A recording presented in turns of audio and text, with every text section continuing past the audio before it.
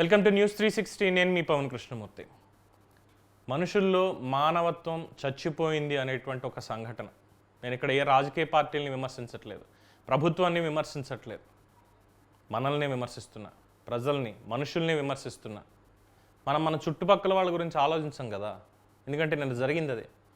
విపత్తు వచ్చినప్పుడే మనలో ఉన్నటువంటి మానవతా గుణం బయటపడుతుంది, మన చుట్టుపక్కల మన అనేటువంటి గుణం బయటపడుతుంది. అందరూ మామూలుగా ఉన్న రోజుల్లో ఎవడు పట్టించుకోకపోయినా కక్షల కార్పణ్యాలు ఉన్న పెద్ద ఏం ఉండదు. కానీ ఇలాంటప్పుడే కలిసికట్టుగా ఉండాలి. ఒక కాకి చచ్చిపోతే 100 కాకులు వచ్చి అక్కడ అరుస్తూ ఉంటాయి. ఒక కుక్క రోడ్డు మీద యాక్సిడెంట్ అయి చచ్చిపోతే అయ్యో నా సహచరుడు చచ్చిపోయాడని చెప్పి ఒక 10-20 కుక్కలు అక్కడికి వస్తాయి. కోతుల్లో, జంతువుల్లో చూస్తున్నాం మనం ఆ యూనిటీ, కానీ మనుషుల్లో ఎక్కడ కనిపించట్లేదు. ఎందుకు ఈ మాట అనాల్సి వస్తుంది? ఒక పక్కన గుంటూరు, విజయవాడ మొత్తం అంతా కూడా కృష్ణా జిల్లాలో వరదలు బీభత్సం అయితే గత 2 రోజుల నుంచి అక్కడ ఈ సరఫరా మొత్తం అంతా కూడా ఆహారం కానీ మెడిసిన్స్ కానీ ఇవన్నీ కాస్త డిలే అయిన మాట వాస్తవం. చర్యలు తీసుకున్నారు, ఎక్కడికక్కడ అందరికీ పంపిస్తూ వస్తున్నారు. అక్షయ పాత్ర వాళ్ళు కావచ్చు, దివీస్ ల్యాబ్ వాళ్ళు కావచ్చు, ఎమ్మెల్యేలు, మంత్రులు వాళ్ళకు ఉన్నటువంటి పరిధిలో వాళ్ళు చేసుకుంటూ వెళ్తున్నారు. ప్రభుత్వం కూడా ఎక్కడికక్కడ పంపిస్తుంది. ముఖ్యమంత్రి చాలా సంకల్పంతో ఉన్నారు గట్టిగా. ఎందుకంటే ప్రతి చివరి వాళ్ళకి కూడా విపత్తు మొత్తం క్లియర్ అయ్యే వరకు వాళ్ళకి సాయం అందాలి అని చెప్పి చాలా స్పష్టమైనటువంటి ఆదేశాలు ఇచ్చారు. అయినప్పటికీ కొంతమంది అధికారులు లేదు, ముందు మనం మనుషులమే.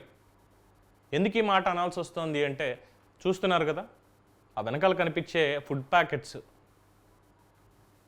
ఎవరికీ వెళ్ళలేదు. తీసుకున్న వాళ్ళు తీసుకున్నారు, మిగతా ఒకటి రోడ్డు మీద పడేశారు. ఎందుకు పడేయాల్సి వచ్చింది? ఎందుకు అనేది మానవత్వం చచ్చిపోయిందేమో అని. అధికారుల అలసత్వం కొంత ఉంది అన్నటువంటి ఆరోపణలు కూడా వస్తున్నాయి. ఏంటంటే ఒక పాయింట్కి తీసుకొచ్చి ఇచ్చాం కదా, ఇక్కడి నుంచి మనం ఏం వెళ్తానులే, వెళ్ళడానికి మనకు అక్కడికి ఎలాగో ఉండదు కదా అన్నటువంటి ఒక అలసత్వం.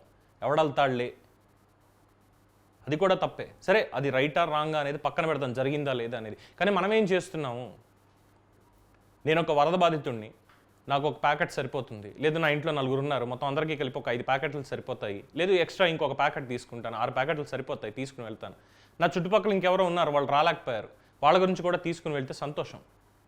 కానీ నేనే మళ్ళీ ప్రభుత్వం ఇస్తుందో లేదో, స్వచ్ఛంద సంస్థలు పంపిస్తాయో లేదో, ఫుడ్ దొరుకుతుందో లేదో అన్నటువంటి ఒక ఆలోచనతో దేంతో నేను ఒక 25-30 ప్యాకెట్లు నేను తీసేసుకున్నాను.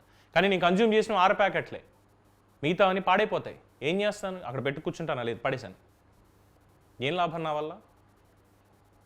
నేను మిమ్మల్ని అంటున్నా ఈ మాట, అక్కడ పడేసిన వాళ్ళని అంటున్నాను. నేను పంచేటప్పుడు పొరపాటున ఒక ప్యాకెట్ ఏదైనా చిరిగిపోయింది, అది వ్యర్థమైంది అంటే ఆలోచించవచ్చు. కొన్ని 100 ప్యాకెట్లు రోడ్డు మీద, ఫుట్పాత్ మీద, అది ఎక్కడో కాదు, సింగ్నగర్ బ్రిడ్జ్ ఏదైతే ఉందో, సింగ్నగర్ బ్రిడ్జ్ మీద ఉన్నటువంటి పరిస్థితి అది. నేను ఒక మీడియా ఛానల్ వాళ్ళు వెళ్ళినప్పుడు అక్కడ కనిపించినటువంటి పరిస్థితి ప్రజలు కూడా చూశారు. ఏమిటిది అడిగితే ఎవరి దగ్గర సమాధానం లేదు. వేస్టేజ్ ఆ కవర్లో కుళ్ళిపోయి పాడైపోవడం తప్పితే ఏం లేదు.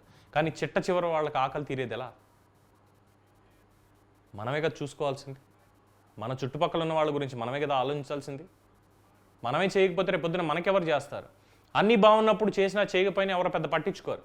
కానీ ఇలాంటి టైంలోనే కదా వేస్టేజ్ చేయకూడదు అని ఆలోచించాల్సింది. ఎక్కడా మానవత్వం లేదు.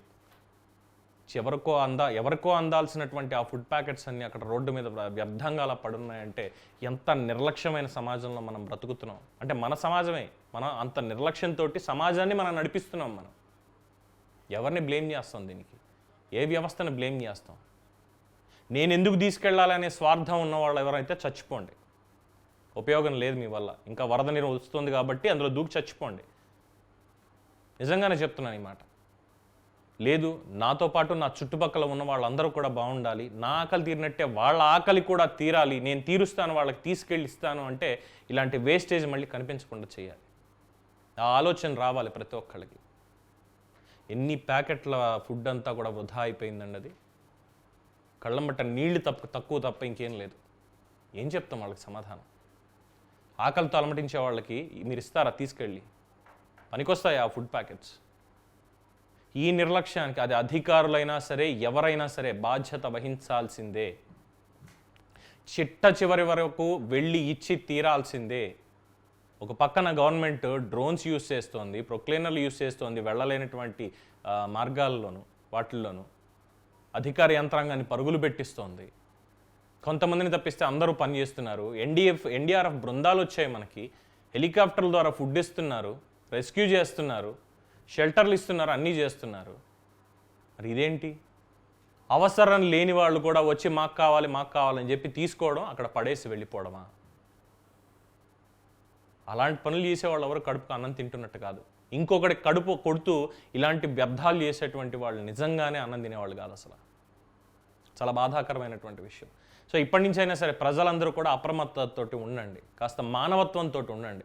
జంతువుల్లో ఉన్నటువంటి యూనిటీ మనకు లేదు కాబట్టి ఎలాగో ఆ యూనిటీ ఎలా తెచ్చుకోవాలి అన్న ఆలోచనతో ఉండండి. తప్పుగా మాట్లాడితే క్షమించండి పెద్దలు ఎవరైనా సరే, ఎందుకంటే మీకు నొప్పిస్తుంది ఖచ్చితంగా ఈ మాట. అలాంటి సమాజంలో మనం ఉన్నాం కాబట్టి. సో దీని మీద మీ అభిప్రాయాన్ని కామెంట్స్ రూపంలో తెలియజేయండి. చూస్తూనే ఉండండి న్యూస్ 360. నేను మీ పవన్ కృష్ణమూర్తి.